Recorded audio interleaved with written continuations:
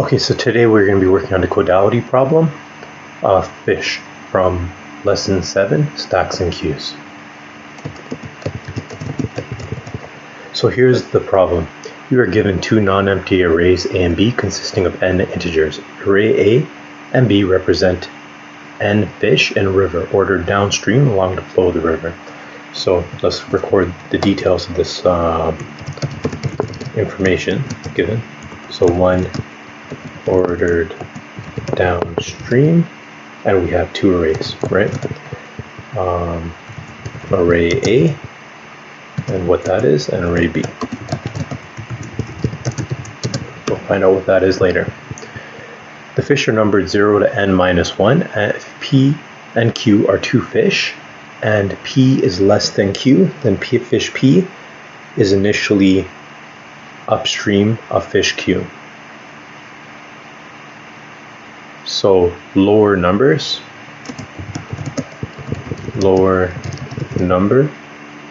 of index means upstream. Okay. Initially, each fish has a unique position. Fish P is represented, so in the index is the position. Okay. Fish number P is represented by A of P and B of P. Array A contains the sizes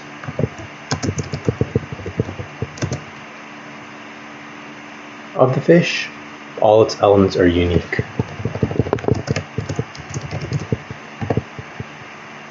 Array B contains the directions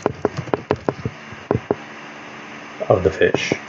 And if it is a 0, that means it's upstream, and if it's a 1,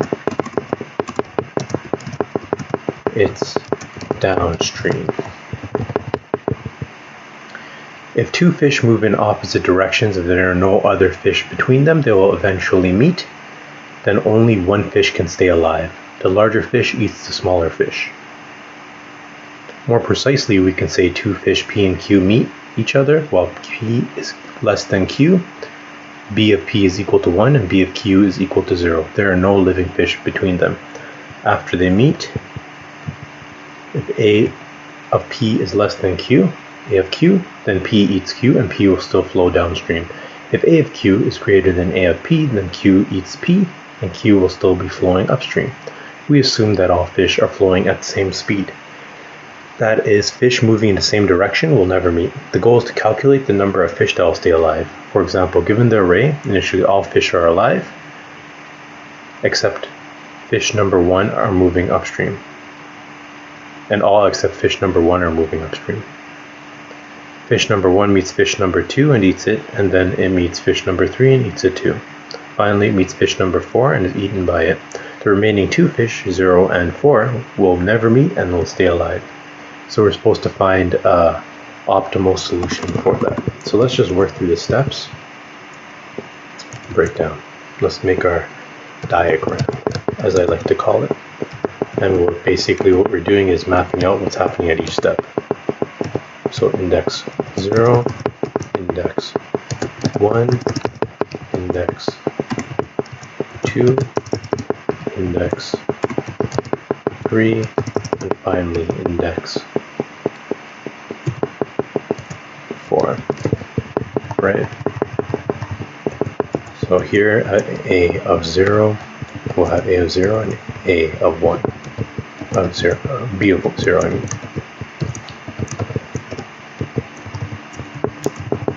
Same here, and the same here, and the same here. This would be 4, 3, 2, and 1.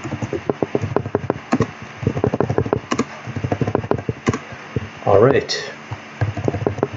At point 0, we have values 4, and we have values 0. So this is moving up. So the first element is moving upstream, and we know it's ordered from upstream to downstream. So this element's automatically going to survive. So we'll have a variable called survivor count, and it automatically increments to 1, right? So here, what we will have is a of 1, which is equal to 3, and b of 1 is equal to 1. So this goes against the flow. So let's have a stack that contains all the elements that are going downstream, right? So downstream, or eating fish stack, right? Because the downstream fish are going to encounter any fish after it that is coming upstream. So this will be added to the eating fish stack, or downstream stack, and our survivor count will stay the same at 1, right? We get to our next step.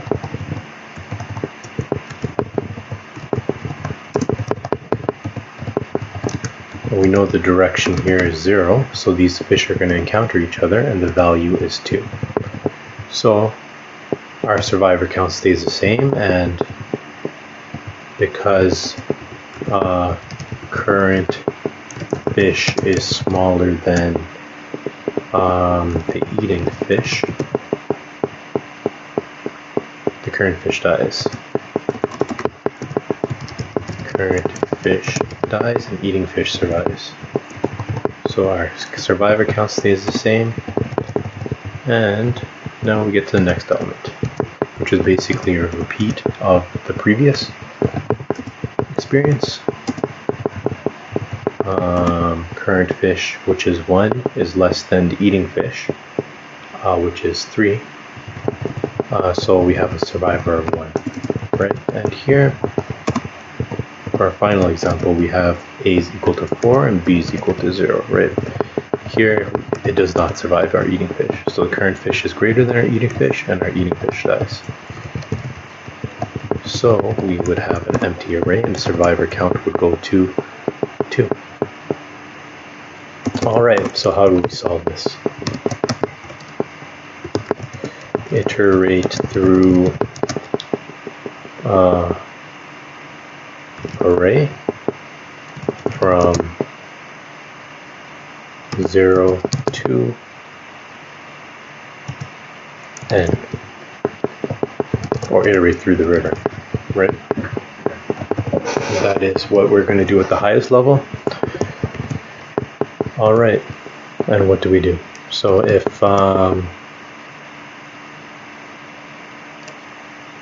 two fish encounter each other, bigger fish survives. If fish is traveling downstream, add it to stack, right?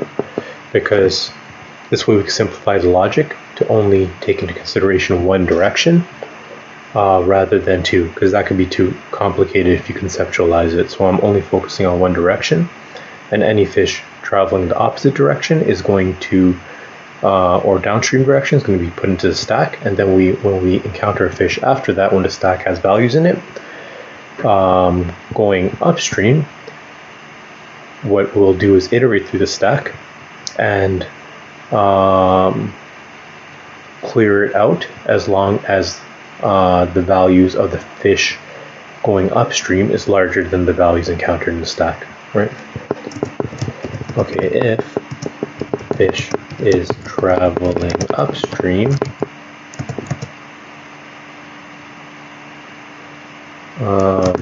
here stack is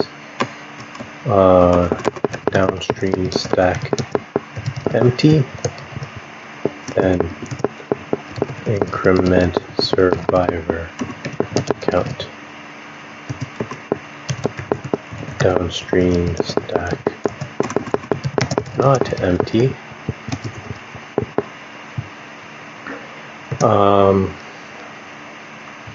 While eating fish is greater than current fish. So if the eating fish is greater than the current fish, we're not going to even bother doing anything. Just break out of the loop and continue. If eating fish is less than current fish, we will kill the eating fish, so we'll get next eating fish from stack and see if it is bigger than current fish. If bigger, put back in stack. If smaller, get the next element. Alright, so that's what we're going to do. So let's give it a shot and see where we go, right? So we'll create a stack, eating fish stack, which is empty. We'll have another variable, survivor count is equal to 0. Let's start our array for let I is equal to 0. I is less than a dot length I plus plus. We'll have our variables fish size equal to a of I. Let fish direction equal b of I. Alright, so we have our first condition, fish direction is equal to 1. We're just going to push that into our eating fish stack. Push the size into the eating fish stack, right?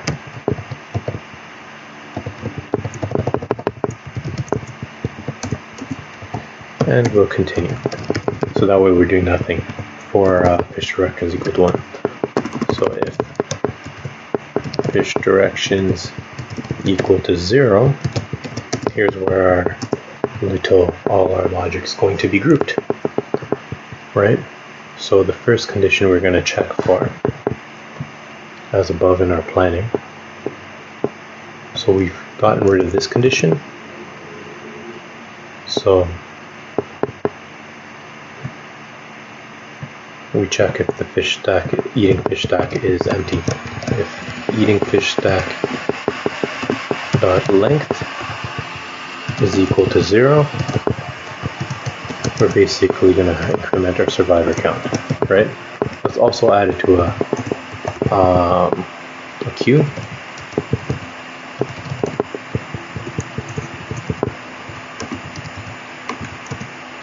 Because this way it'll be easier to debug later. It's always best to take precautions in case complexities are encountered. And we're going to have our survivor queue dot push of fish size. And here we do nothing else, right?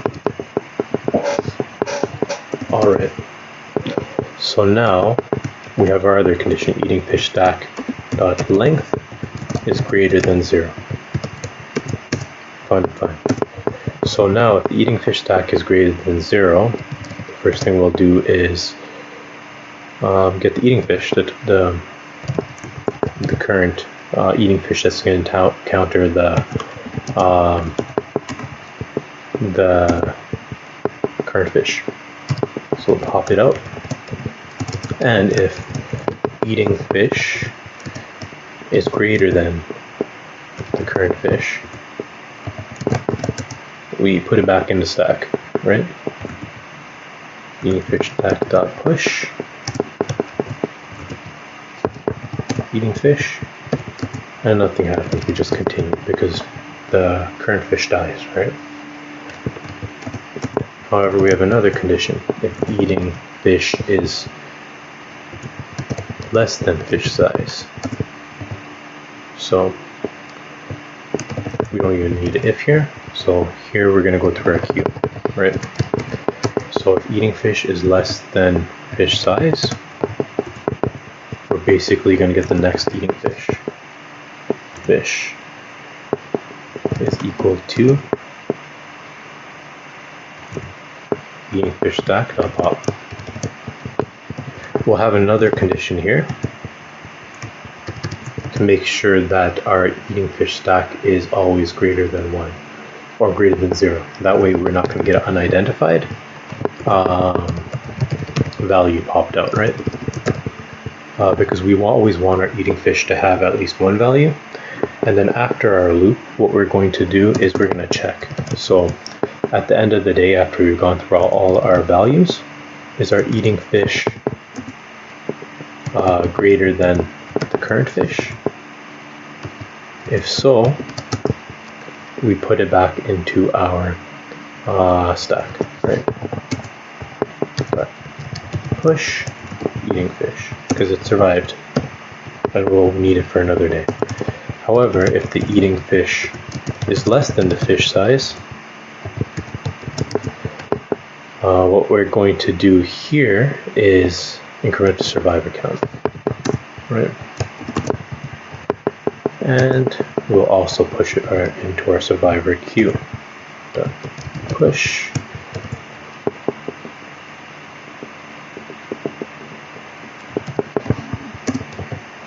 okay. So we got that. So then we can return the value at the end of the day, which would be survivor count plus eating fish stack dot length. And that should return us the number. So we got a 1 instead of a 2.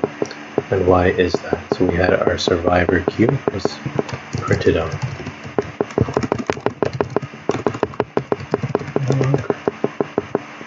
Survivor queue and console.log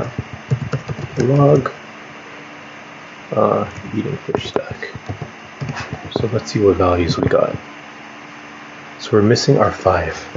So why is the 5 missing? So we got to this condition, and when we get a 5 at the end, what does that mean? We're going to have our eating fish, right? So if eating fish is less than the fish size, we'll push into our survivor queue the fish.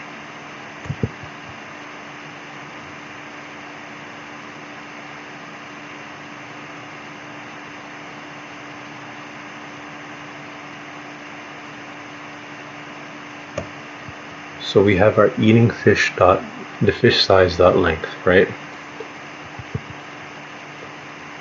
That is greater than 0. We will do all this. Fish stack of length is equal to 0. So there is a logic error in here, right?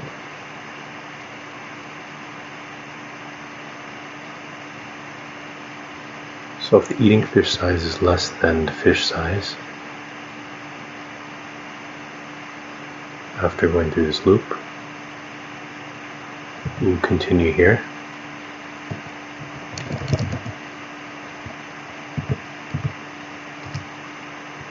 That's not needed.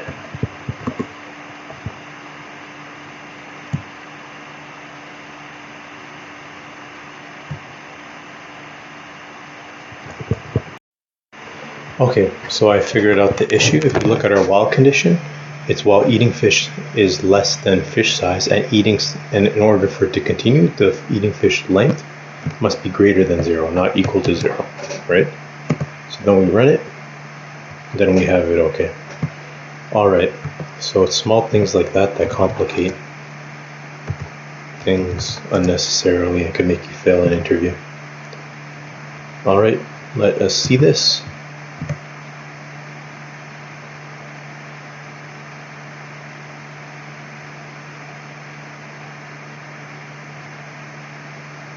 I think that this was rather complicated in regards to conceptualizing it. because even though it was an easy grade question, it would be, if you misunderstood or misconceptualized the approach to solving it, it could easily get very difficult. So now we got 100% in correctness and in performance. So that is the fish question from Codility. Till next time.